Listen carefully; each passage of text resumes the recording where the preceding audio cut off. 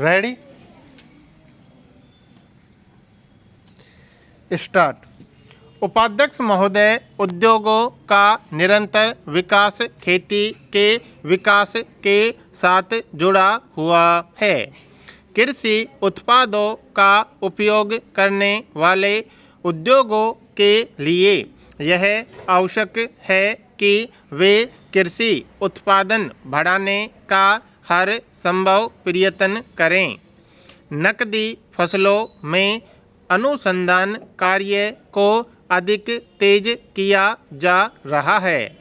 उद्योग भी इसमें निश्चय ही सहायता दे रहे हैं, लेकिन मैं उनसे यह अनुरोध करूंगी कि वह शोध के लाभों को किसान तक पहुंचाने के प्रयत्न में सरकार की सहायता करें।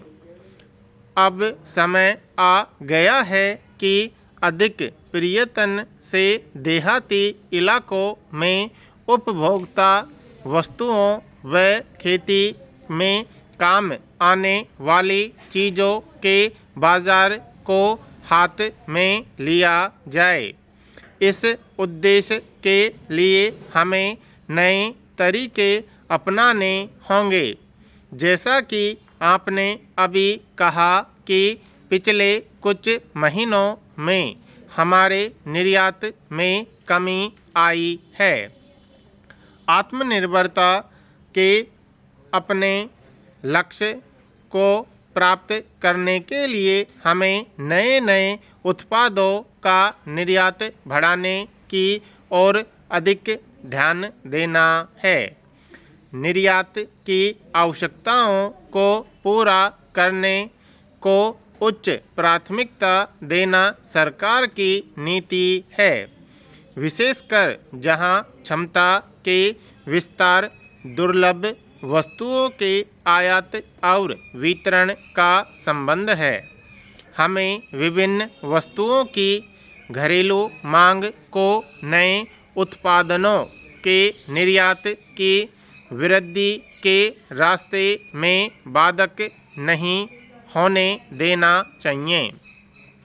यदि वर्तमान योजना के दौरान निर्यात में 7% की वृद्धि दर को प्राप्त करना है, तो इसके लिए इंजीनियरिंग के सामान के उत्पादन में 15 से 20% वृद्धि करनी होगी, क्योंकि इस समय उत्पादन की तुलना में हमारा निर्यात कम है। अतः इतनी निर्यात वृद्धि करना कठिन नहीं होगा, लेकिन अपने राष्ट्रीय प्रयास में इसको सर्वोच्च प्राथमिकता देकर ही हम इस काम में सफल हो सकते हैं।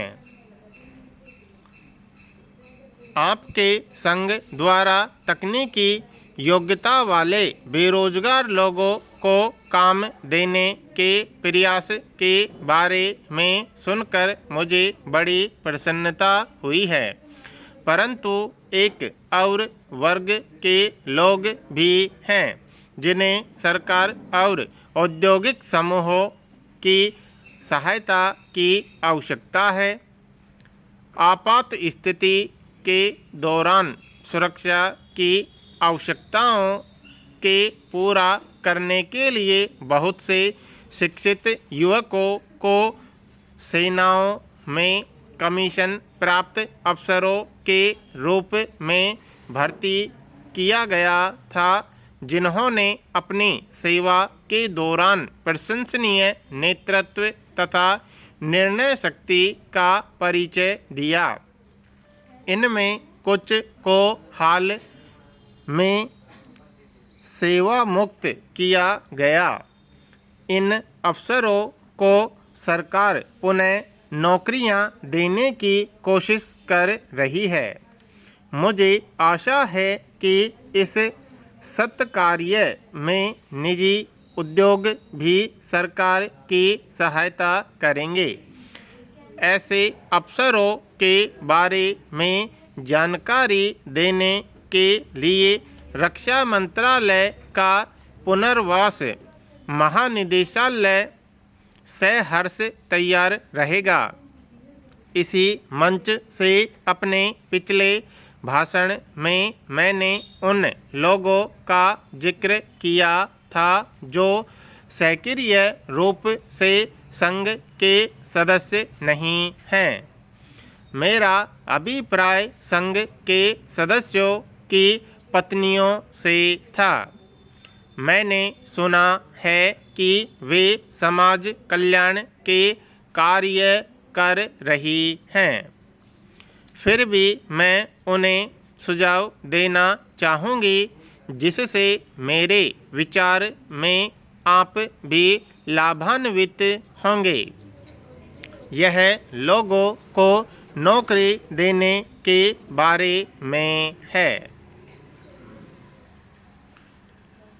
उपाध्यक्ष महोदय, एक आदमी की टांगे न हों परंतु वह अच्छा लेखक, अच्छा टाइपिस्ट या खजानची तो हो सकता है।